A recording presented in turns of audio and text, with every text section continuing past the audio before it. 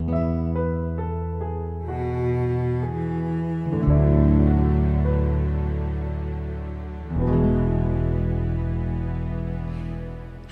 I'm Catherine Harvey, and this is Food 143, a show about Cohasset and its residents and their relationship with food, what they like to eat, when they like to eat it, and how they like to prepare it. We'll go out into people's kitchens, into the restaurants, and all around town. I hope you'll join us. Hello. Hi, Catherine. Hi, Susan. It's so Welcome. nice to see you. Thank you. Nice to see you too.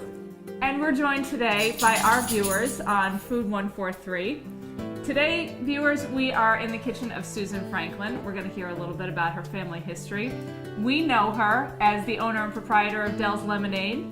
And today we're going to see her doing something completely different, sharing some family traditions with us, talking about food, talking about kids.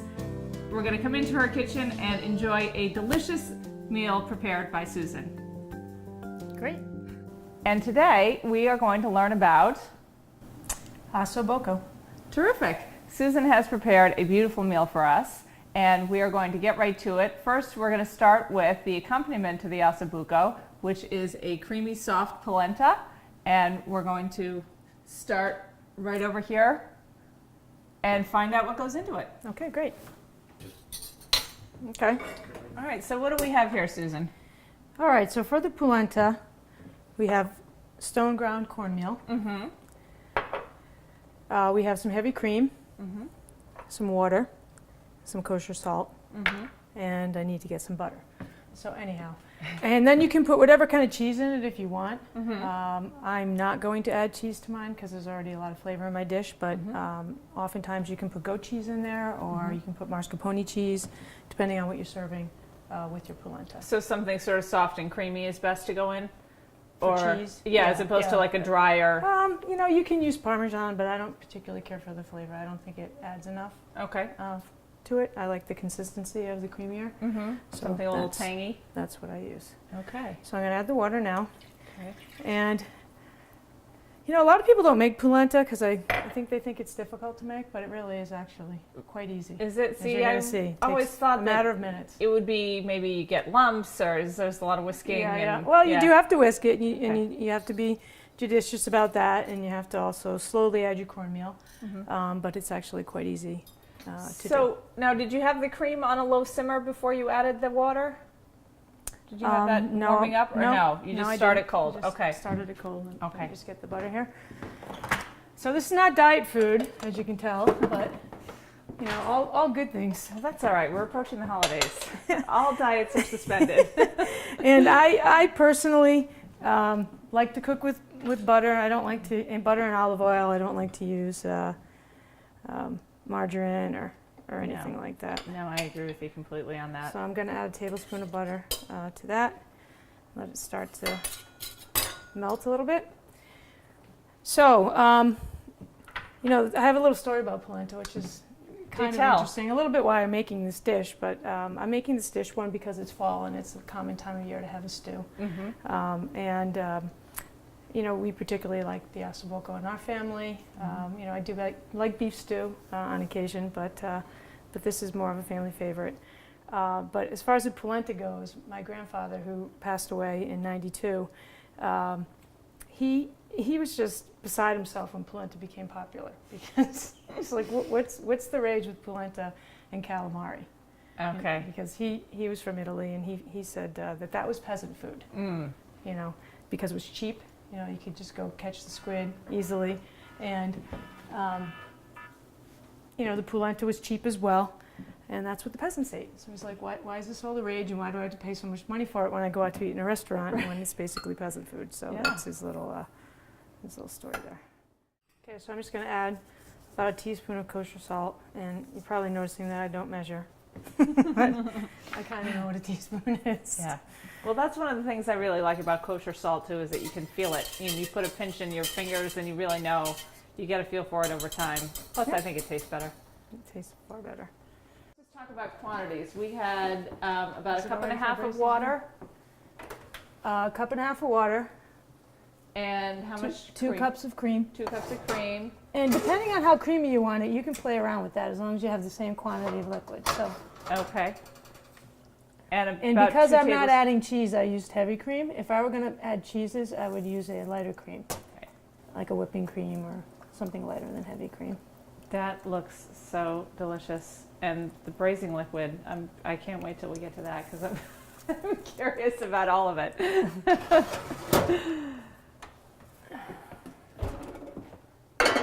Making polenta. All right, so I think this is...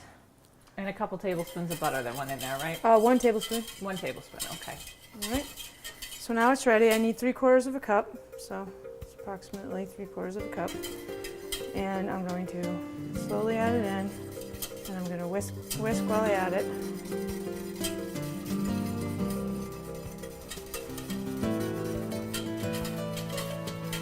So, you know, polenta is a great dish because, you know, you get tired of rice all the time and potatoes. And has, like I said before, you can do a lot to it to give it a lot of flavor. And has a nice body and it looks really good on the plate.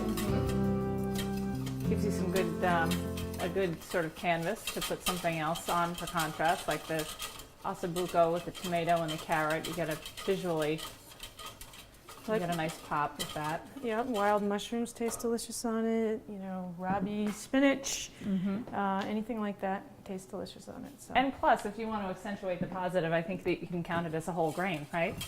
It is. Right. It is. Well, I use the stone ground. You know, there's yellow, but the difference is the granularity of it. If you use the yellow, just the plain yellow cornmeal, it's heavier. Okay. And it doesn't come out as smooth as it'll come out here. Good So tip. every 5 minutes or so, we'll whisk this some more. And just leave it here over the heat. It should be fine. So this is the tricky part that you were talking about before. Yeah. If you don't watch it, you will get lumps. Right. Which is what you were concerned about. Yep. So it's so as long as you keep. and it's up, not quite up to a boil, but it's bubbling a little bit there. Yeah. Well, I do have gas, a gas stove. So whatever they tell you to do in a recipe with a gas stove, you do it a little less. Yeah. And I also tend to cook on convection in my oven. And I do that one, not so much for this type of dish, but for like things like chicken, because it gives it a crispier outside. But I also, you know, in today's world, everybody's really busy, and kids with sports and working moms, and it reduces your cooking time by about half. So I often use my convection oven. Yeah. And especially for baking too. You like to bake too. Yes, but I don't make chocolate chip cookies like yours. That'll have to be another segment. Yes, everyone asks me, why aren't you the first segment? That was my husband's question. Although he's quite happy he's going to come home to this tonight. I'm sure. And you know, you'll be all done. Like by noon, you'll be done for the day. That's right. So I'm just going to, this is actually cooked enough. So you realize that all you're really doing is trying to get the absorption going. And the cornmeal will continue to absorb some of the liquid, which is why I don't want to cook it to complete dryness, because then it'll just be. It's not the end of the world. You can re-add to it if you had to. Right, you can bring it back with a little hot liquid or something. Right, exactly. So I'm just going to set that aside, along with. Okay, so this is the last time. So once every 5 minutes, we're braising it here to sort of give it a little bit of a glazing, and some more flavor, of course, because. All right, so I have a very casual one cook to another question. Where do you find a decent pastry brush that doesn't lose all its bristles? Because this is the bane of my existence, and I have not been able to find a decent one. There really aren't any. Luckily, they're not expensive. You can buy them a lot. All right, it's at least comforting to know that we've reached the same conclusion. Exactly. Okay. All right. All right, so let me just put that timer on for 5 minutes so we don't forget about those. Okay, so the first thing you want to do is tie them with some kitchen string, because part of what gives the great flavor to the Osso Buco is the bone. But you know, so you don't want to have it look terrible and look like a bunch of slop. So you want it to come out as one single piece. And tell us what the cut is. This is actually called Osso Buco. Okay. But it's basically ham shank. You've probably seen shanks cut the other way as well, the long way, but I prefer them this way because they rest nice in the pan, nice and flat. So you just tie them with the string, and then you have to pat them dry because they'll brown better if they're dry. And then a little bit of salt and pepper. So while that's sitting there, I'm just going to get the oil ready in the pan. So over medium heat. Okay, let me see, Chef, for you. You're going to take 3 tablespoons of butter and 3 tablespoons of olive oil.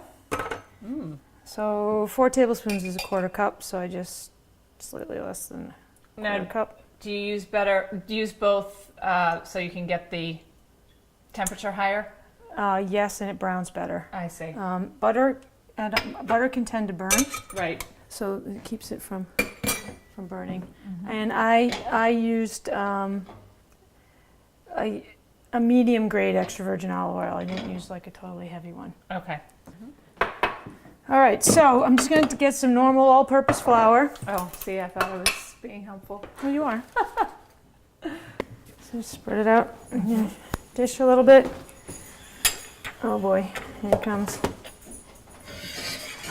I'm just going to let this.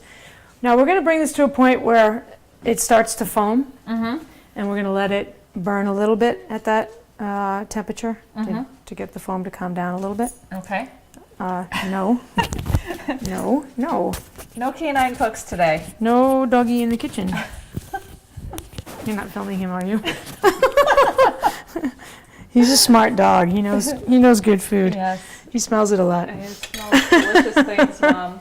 Just in case something should happen to fall on the floor, I'll just hang out.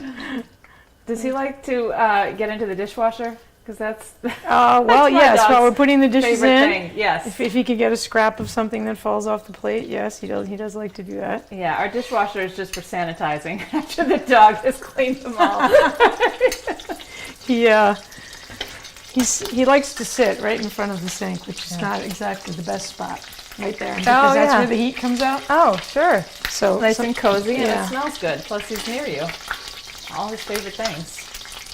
To start to foam, which is good. While that's doing that, I'm going to dredge these shanks. Right, because if you do that in advance, will they get a little?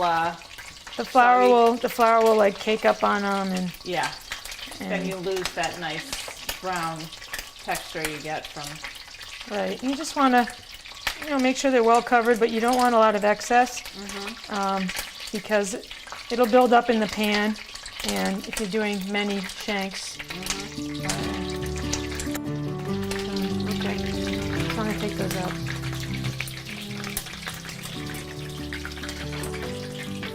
I'm going to take them out of the oven with my Cohasset Education Foundation. Oh yes, I had one of those for several years, but I think I accidentally set fire to it one day, and I finally had to say goodbye. There you go. That looks glorious. Smells delicious. Oh my gosh, look at the sheen on that. It just looks so appetizing and beautiful. Smells pretty good. Beautiful. Even though it's breakfast.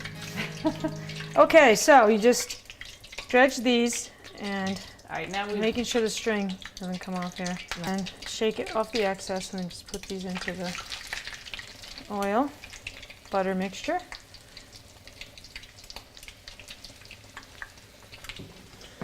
So, is this family favorite? Something you make all the time, or for special, or? This time of year I make it. Yeah. Cold weather. Yeah, we got Thanksgiving right around the corner, so you kind of want to stay away from the chicken turkey theme, right? Because that's coming in a big way.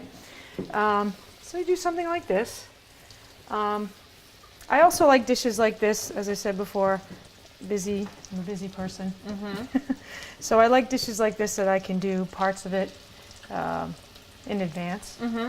And like I could brown these and then set them aside and come back later in the day and put them back in the oven and braise them. Yep. I can reduce my liquid. I can cut my vegetables. I can do it in pieces. Yep. And then put it together later. So I like dishes like that. Yeah, right. You could prep your veggies even the night before or something like that. Yep. As I did for break this it all down. particular dish. Yeah. right. And you know, I grew up eating like this. My mom was not a working mom, and it was different back then. I think she had a little more time. But I grew up eating this way, and I really don't like to eat junk food. So we pretty much cook every day. Yeah. So it takes planning. Yep. They know me by name at the grocery store. Yeah. That's good though. That's how it should be. So you want to keep this about medium low to medium high. You don't want to, you don't want to burn it, because you'll burn the flour, and then when you have to use this to make your wine reduction, and if you burn your flour, it's going to taste burnt. Right. Yeah. Burnt flour. It's like raw flour, only worse. Yeah. Not beautifully brown. Yeah, it's Which like is burnt delicious. garlic. It can just pervade the entire dish, and then that's like the only thing you're going to taste. Right. So your grandfather, who was dismayed at the fancification of polenta, was this your maternal grandfather? Yes, it was my So- maternal grandfather. His family's from northern Italy. My maternal grandmother is actually from a small island off the coast of Italy next to Capri called Ischia. And she's the only one in her family that was born in the United States. All of her other siblings, of which there were 8 others, were born on the island. And on my dad's side, they all come from the Naples region. Oh. And my grandparents, my paternal grandparents were actually born in Italy Okay. and grew up across the street from each other. Oh wow. Got married and moved to the U.S. So we have a little bit of different cooking styles. Yeah. The Naples area, you're going to get a lot of shellfish, seafood, clam sauces, calamari, things of that nature. Same thing with Ischia, you're going to get a lot of that type of food. Whereas the more northern part of Italy, you're going to get dishes like this and a lot of more of the creamier sauces, creamier dishes, less red sauce, more cream sauce. So yeah, we get a little bit of everything. And how about this dish? Where does this come from? This is more north central Tuscan sort of region. So you can turn them a little bit and brown the sides. And one thing that's kind of important is when you buy your veal shanks, they should all be relatively the same size, because you want them to cook evenly. So these are about 2-inch thick. You can get your butcher to cut them any size you want. Yep.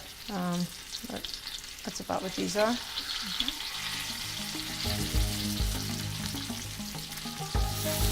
How about you? What's your nationality? Oh, almost all Irish.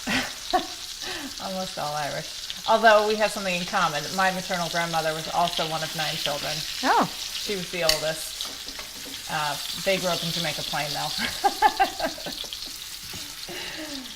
So their mother was from Ireland. And she actually, that's sort of where my cooking background comes from too. Although, most people commonly believe that Irish people can't cook. But when she came over to Boston, she got a job. She was 17. She got a job working for the Coolidges in Brookline. Oh, So wow. she worked in their kitchen for years, and then she married the groom, who later became the chauffeur once they had, vehicles to be driven, and moved a short distance away to Jamaica Plain and had 9 children. wow, that's a great story. Yeah. So that was where she learned to cook. I think there's some delicious Irish food. You're right. People don't think that the Irish know how to cook. Yeah, I don't think she learned how to cook at home. I think she learned it in the States. So these are the ones I did in the first batch. So I'm just going to add these to the same group here, and then we're going to reduce. We're going to make a wine reduction.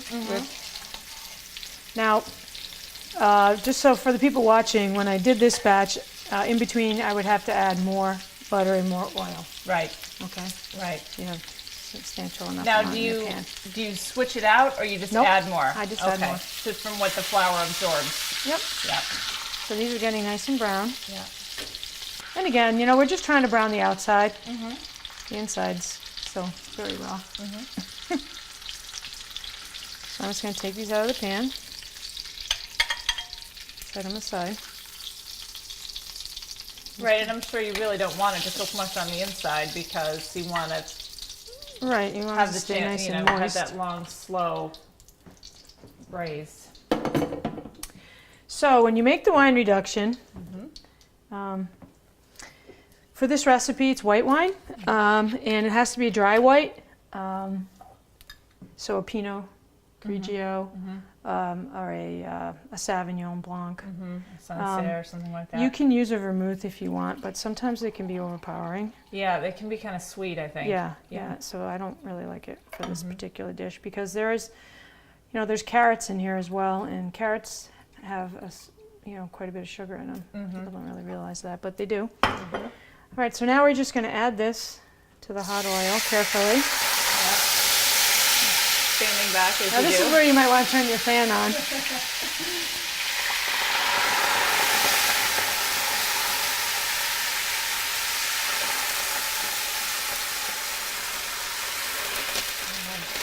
Okay, and then we're just going to let that heat up and try to get the whatever bits of flour and fats and stuff that may have collected on the pan. You want to mix that in there. And we want this to basically boil down to about half of what it was before. So I actually have some of it that was already prepared. So you can see as it boils down, it'll start to thicken a little bit. Okay. And so I'll just add that to the same. Oh, nice. This will be like a double strength. Well, since we only cooked 2 of the... Yeah. All right, so your daughters are arriving any day, coming home from school. Any for day. They're Thanksgiving. so excited, and so are we. Yeah, so do they give you like the grocery list or all the things that they want to have when they come home, the comforts? They do. Yeah. They do. They always want a pasta dish. A family favorite is pasta chicken and broccoli. They like that quite a bit. They also like a vodka pasta. It's pretty tasty. Yeah. But I have already made, I made some goat stuffed lamb meatballs, which are in my freezer right now. Wow. And that's another thing that I do often. I cook my meatballs in advance. Now, do you bake them or brown them on the stove? I bake mine. Yeah, I do too. There's a lot of different schools of thought on that, but it's convenient. yeah, you can Less get a lot cleanup. more done. Yes, Yep. way in advance. I always do the same thing. Yep. Yeah, I prefer that, and it's it's a lot less mess. And Yep. So I have those ready for them. Certainly, we're going to have Thanksgiving dinner. That's going to be down in Rhode Island with my parents and siblings. It's a large group, like 35 of us Wow. together, age 6 months to 104. Oh, that's incredible. So That's incredible. that'll be a ton of fun. So there's quite a few dishes there, but we're pretty traditional when it comes to Thanksgiving. Yeah, we American don't traditional serve or any Italian? pasta All right. Okay. at Thanksgiving. Okay. No, we're pretty American traditional, pumpkin pies and all of that. But everybody has their own way of doing it. Their own way of making their butternut squash or their soups or making their gravy. Of course, everybody's very particular about how they do that. Yes. Yeah, gravy is the battleground. Yes. Trick to cutting vegetables is a good knife. And I have cut myself a few times with this one. Yeah. So anyway, all we're going to do is chop the onions. Now, different recipes will tell you to do this different ways. A lot of them say finely chop it. I don't like it too fine because I actually save the vegetables. A lot of people, when they make this, just at the end, just throw it all away. Right, strain it out. Yeah, and I do strain them out, but I like to keep a little bit of it and dress up the plate, gives it some color. And you can eat them. I mean, they do taste good. So, so anyway, I'm not finely chopping them. I'm just sort of, and I won't cut myself, I promise. I'm paying attention. And that's going to go into the cruet pan, which you want to use a pan like this for this recipe because it does a great job maintaining heat, and it also distributes the heat very well. Nice Dutch oven. This one, cast iron, enamel Cast iron, yep. I love those things. And you can go right from the stove directly into the oven. So. Yes, and right onto the table in my house. Yep. Right, and they present well because they're so pretty. Right. So again, you can do a lot of this prep in advance. So if you don't have a lot of time to put this together, you can do a lot of chopping in advance and then just keep it in your refrigerator, and when you're ready, just throw it in. And once you get it going, how long is it going to cook down for? Well, you're going to put this on the stove first just to soften the vegetables and to get all of the different flavors to sort of meld together. Yep. And then you're going to put it in your oven. If you put it in convection, you do it for about 1 hour. If you put it in standard oven, it would be approximately 2 hours. Okay. Tiny. Right. Kind of a dice, I guess. Yeah, and as I said, there are recipes that'll tell you to really chop it finely. Yeah.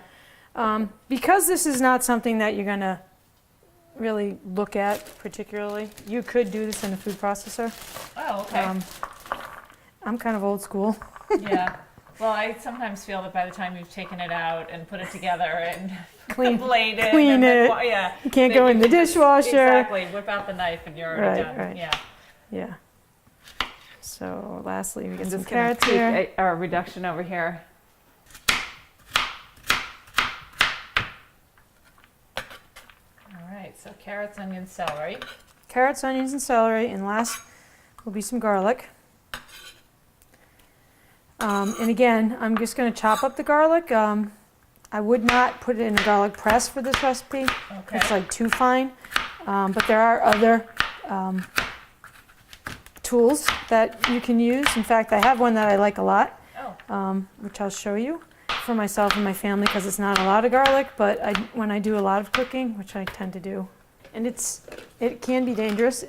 It's because it's very sharp. Yeah, it's like a tiny food processor. But what's great about it, garlic, you have to peel it first. That might be one of the disadvantages where some of the garlic presses you can just So 4 cloves of garlic. Just put them right in there. And then this little thing just closes. Kind of looks like a children's toy. Yeah. And you just roll it on your counter. Has to be a dry spot. Just a little rotary cutter, huh? Yeah, it's great. That is very cool.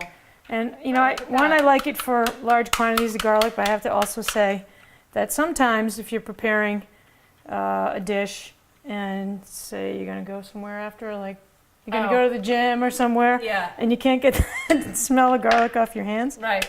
This is actually great. Yeah. Because you barely touch it. So. Well, you know what I learned the trick from Martha Stewart, the stainless steel trick. So I always just use the blade of my knife, of course, very carefully, and run my hands and the knife blade under the cold water. Cold water, yep. And that tends to neutralize, not completely, but it goes a long way. Right. For getting rid of the garlic. So that's that. It's all in there. And we're just going to take it. I think this is probably reduced enough. We're going to put this on the stove and we're going to add the remaining butter, which should be 4 tablespoons. That's 3, so I have to get one more. So we're looking for translucent, or not quite?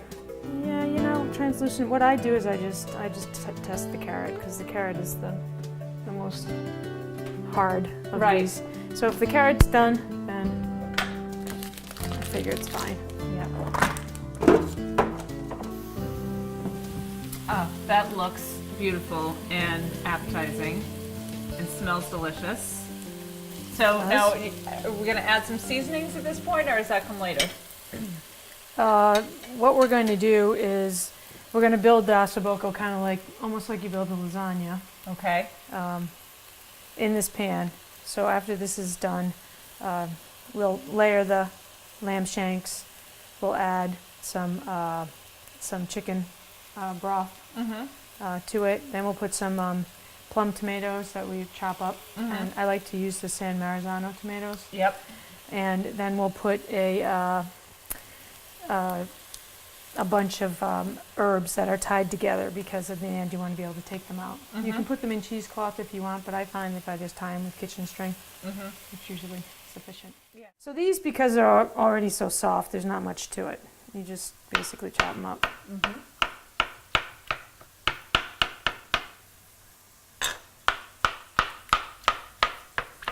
So I'm just letting off some of the fluid, and I'll let that rest for a couple more seconds while I check these. Let's see. So I'm just going to make sure that a carrot is soft enough. And if the carrot's soft enough, I'm going to assume that we're ready. All right, that's a good test. And it is. All right. So it gives Turn off way the without gas. being mushy? Yep.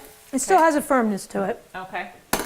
but it's not rock hard anymore. Yep. So I'm going to take this off the stove. Bring it over here. Now we want to take our wine reduction. Which we got here. And we're going to add it in.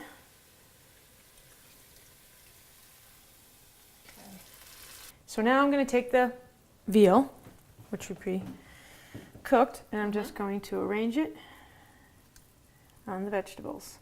Now, the objective is to have a single layer, but you know, it's kind of hard to get it exactly right. But as best as we can, close though. as best as we can stuff them in. Yeah, Okay. that looks great. Then you take the chicken broth. I use a low fat, low sodium, because there's already a lot of salt Right. in this recipe. Well, and then you can sort of control how much you're putting in. So anyway, you can measure it if you want, but really the trick is to just get the juice, the broth, to cover the shanks. Okay. All right, so you can measure it, or you can Just eyeball it. just eyeball it, Yeah. which is normally what I do. Yeah. So you just get them to be in the broth. Okay, now you're going to take your tomatoes, put them over the top. This.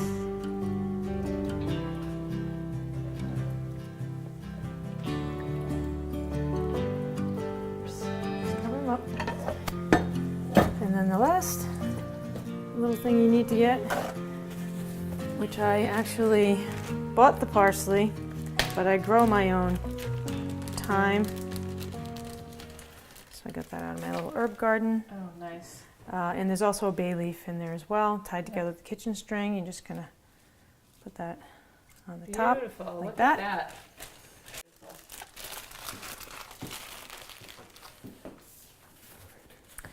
And lastly, just a little more salt and pepper. Another reason why I don't use salted butter and I don't use salted stock. Oh, so you keep it together already. I do. I mix my salt and pepper together. And I do what's your- 2/3 salt, 1/3 pepper, and then then I don't have to. That's, I see, I really should do that. I keep a little pot by my stove just with the kosher salt in it, but Yeah. yeah. I'm just gonna cover that up. Yeah. Very good. And into the oven. And actually is hot. So I'm gonna put my oven on. Again, I'm gonna put it on convection, 325. It should have been preheating, but it was already hot. So I always put a little foil over the handle so it doesn't get funny. So that'll just stay in there for 2 hours. When they come out, They look gorgeous plate them, and delicious. braise them, and then we'd warm up the polenta. Yeah, so what was the braising process? You took the veal shanks out of the sauce and you put them on the platter, put them back in the oven, and then just dabbed it on? Oh, so how do we make the braising Yes, solution? yeah. Okay. Well, what you do for that is when the Osso Buco is done in the oven, you remove the shanks and put them on a platter like that, and then you strain all the vegetables. Okay. I just use a hand strainer like this. Yep. So into the saucepan, you strain them, and as you strain them, you kind of press them a little bit to get the juices to come out into the saucepan. Yep. And then, as I said before, some people just throw out the vegetables. I actually keep them Yep. to use when I dress my plate. Mm-hmm. And then you just put this back onto the stove and you cook it down like you're making a gravy. Mm-hmm. So just reduce it down again. Reduce it down again. And then when you're ready to serve, these go back in the oven. So then you put them into the oven, and every 5 minutes, for 15 minutes, every 5 minutes you will Just you baste put a them. little bit of basting on them. Great. And what's the temp when you're reheating? Same. It's all oven's 325 the entire 325. time. Terrific. The entire time. All right, so this could be all done the day before or the morning of, all put away, and then you just have to whip them out, put them on the plate, Exactly. do the baste, and you're good to go. So like for a dinner party or something, it's really ideal. Yeah, virtually. If I were gonna prep in advance for this, I would do the step right up to cooking it in the oven, Mm-hmm. and then I would remove them from the liquid Yep. and strain and reduce the basting sauce. But I would not actually put them back in the oven and baste them until I was ready. Right before you Serve. sit down. Right. Right. Right. You don't want Because them then to it'd be dry nice and out. hot, and then yeah. Because if you heat them again, they might dry out. Right. So that's why I would do it that way. And yeah, then even the polenta, you can cook the polenta 3 hours in advance Oh, if really? you wanted to. It'd be Okay, fine. and that's not going to dry out. As long as you keep it covered. Okay. And then you can, like we said earlier, if it does get a little bit dry, you can always add a little more cream and water Yeah. and just mix it up. So would you like to put this on a plate and see how it would look? I've been dying for you to ask.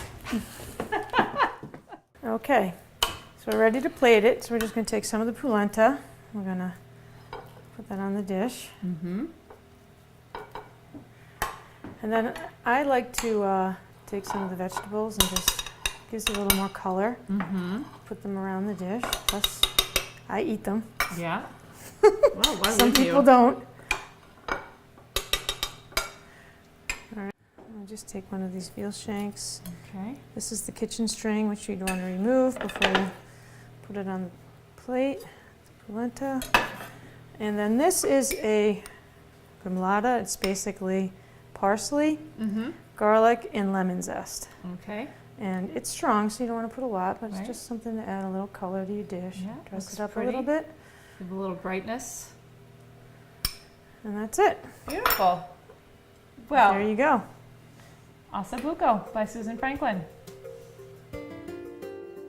So when we have Osso Buco, we always have it with a red wine, even though it's cooked in white, and we enjoy a nice Chianti. This one in particular is delicious. Oh. Very good compliment to All the right. dish. Family favorite? Red wine in this house is a family favorite. I always tell my friends that I grew up with aunts and uncles who actually made their own wine. I can't say that it was fine wine, and they could make it out of virtually anything. And the saying that they used to use all the time at home was, water rusts the pipes. I like it. Chianti and Osso Buco by Susan Franklin. All right.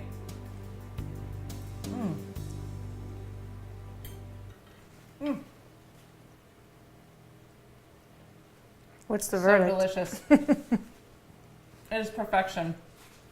The richness of the meat with a little brightness from the gremolata and the creaminess of the polenta. It's a perfect blend. Thank you so much. I'm glad Delicious. you enjoy it. Rosco gets the Accentuates final the word. Oh, it really is. I hope that you'll join us by contributing to our show.